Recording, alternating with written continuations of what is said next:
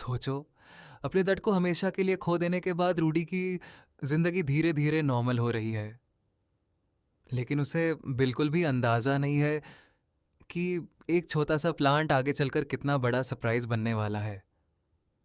और एपिसोड के एंड में रूडी एक ऐसी मैजिक सीखने वाला है जो देखकर तुम भी शॉक हो जाओगे। तो वीडियो को एंड तक जरूर देखना। एपिसोड की शुरुआत होती है पॉल की कब्र से, टेलीपोर्टेशन लैब्रिंथ में। जो लोग रूडी के साथ थे सब वहाँ मौजूद होते हैं और पॉल को याद करते हुए आपस में बात कर रहे होते हैं। कुछ देर बाद रूडी और रॉक्सी भी वहाँ पहुँच जाते हैं। सब एक दूसरे से मिलते हैं और तब रूडी का दोस्त उसे लैब्रिंथ में मिला हुआ उसका रिवॉर्ड देता है। लेकिन रूडी मना कर देता है और कहता है ये बहुत ज़्यादा है। तब उसका दोस्त मुस्कुराते हुए कहता है ये सिर्फ तुम्हारा हिस्सा नहीं, इसमें तुम्हारे दाढ़ पॉल का हिस्सा भी है और थोड़ा हमारी तरफ से भी। अब तुम्हारे पास अपनी फैमिली है, उनका अच्छे से ख्याल रखना। ये बात सुनकर रूडी इमोशनल हो जाता है और आखिरकार वो पैसे एक्सेप्ट कर लेता है। सीन कट होता है और रूडी घर लौट आता है। वहाँ आयशा गार्डन में काम कर रही होती है। रूडी पूछता है साइल्फिया पहले ही चली गई। आयशा बताती है कि रूडी के जाने के बाद साइल्फिया को कुछ ज़रूरी काम था, इसलिए वो पहले ही निकल गई। तभी रूडी की नज़र अपनी माँ जिनित पर पड़ती है जो गार्डन में ईशा की मदद कर रही होती है। रूडी हैरान होकर पूछता है मॉम गार्डन में कब से काम करने लगी। ईशा कहती है कि लिलिया ने मना किया था, लेकिन लेडी जैनित खुद मेरी हेल्प करने आ गई। और सच कहूँ तो गार्डनिंग में वो मुझसे भी बेटर है। ये देखकर रूडी को अपना बचपन याद आ जाता है। यूं से याद आता है कि बुएना विलेज में भी उसकी माँ हमेशा प्लांट्स की देखभाल करती थी। रूडी मान ही मन सोचता है शायद इसी वजह से मॉम अब भी गार्डनिंग की तरफ अट्रैक्ट होती है। काश एक दिन इनकी सारी यादें वापस आ जाएं। ये सीन काफी इमोशनल फील देता है।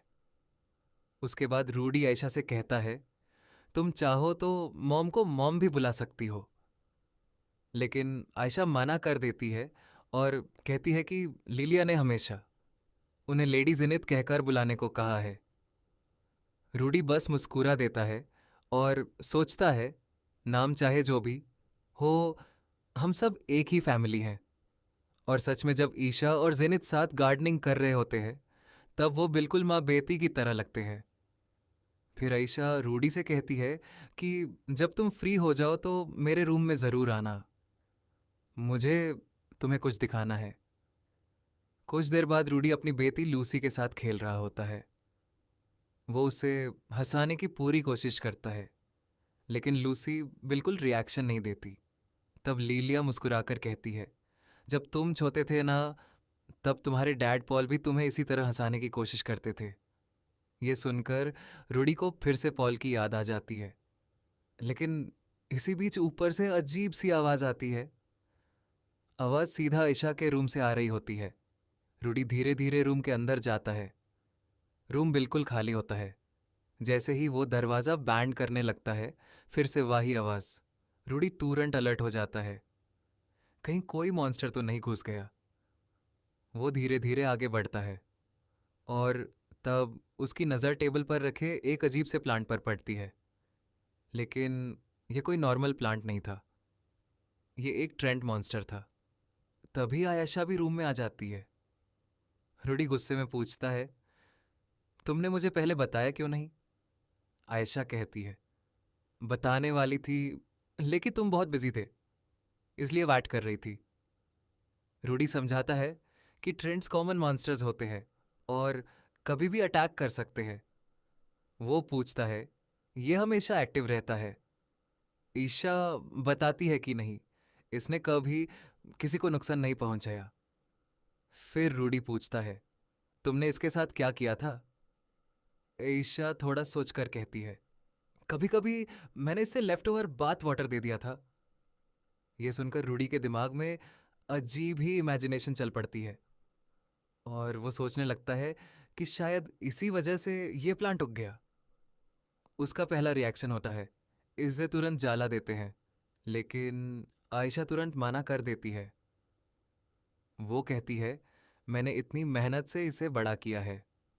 और फिर वो रूडी को धमकी देती है, अगर तुमने इस प्लांट को कुछ किया ना, तो मैं सिल्फी और रॉक्सी को तुम्हारे सीक्रेट रूम के बारे में बता दूंगी।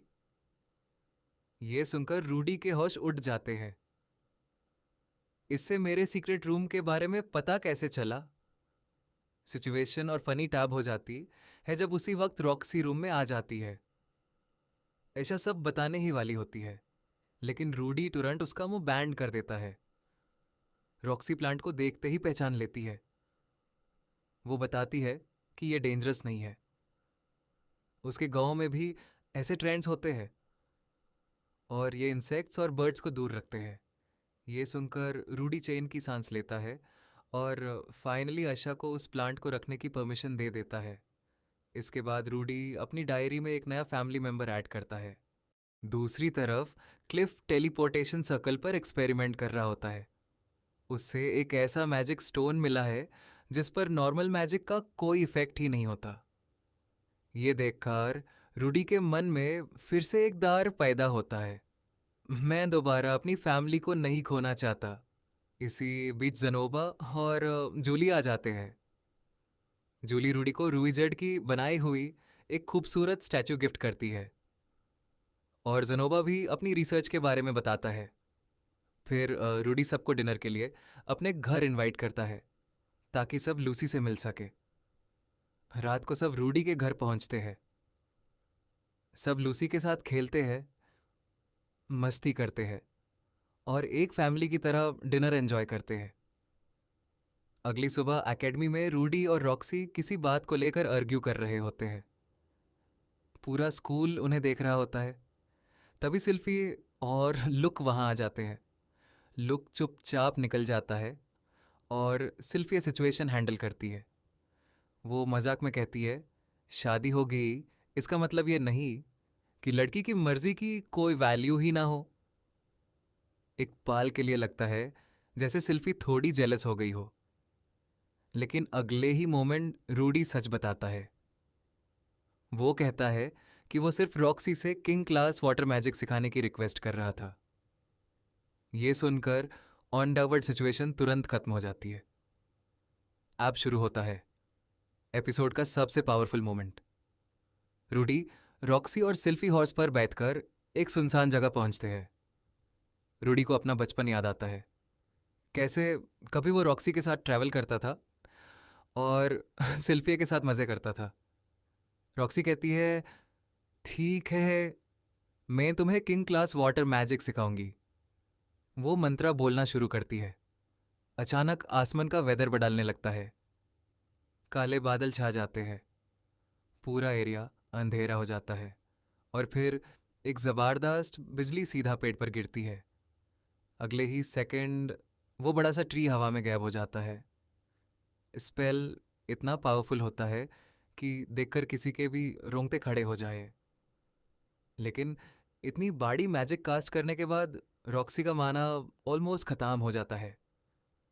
अब बारी आती है रूडी की। सबको लगता है कि शायद उसे बहुत टाइम लगेगा, लेकिन रूडी सिर्फ एक बार मंत्रा बोलता है और पहली ही कोशिश में king class water magic successfully cast कर देता है। ये देखकर रॉक्सी भी हैरान रह जाती है। घर लौटते वक्त रॉक्सी और सिल्फी आपस में मजे से बातें करती रहती है और रूडी चुपचाप उन दोनों को देखते हुए सिर्फ एक ही बात सोचता रहता है, चाहे कुछ भी हो जाए, इस बार मैं अपनी फैमिली को किसी भी कीमत पर प्रोटेक्ट करूंगा। और इसी इमोशनल प्रॉमिस के साथ ये एपिसोड यहीं ख़त्म हो जाता है। अगर तुम्हें भी लगता है कि रूडी अब पहले से बहुत ज़्यादा मैच्योर हो गया है, तो वीडियो को लाइक करना मत भूलना। और मुशोकू टेंसेई एपिसोड 5 की फुल हिंदी एक्सप्लेनेशन सबसे पहले देखने के लिए चैनल को सब्सक्राइब करके बेल आइकन को ऑल पर ज़रूर सेट कर देना। मिलते हैं नेक्स्ट एपिसोड में। Bye bye.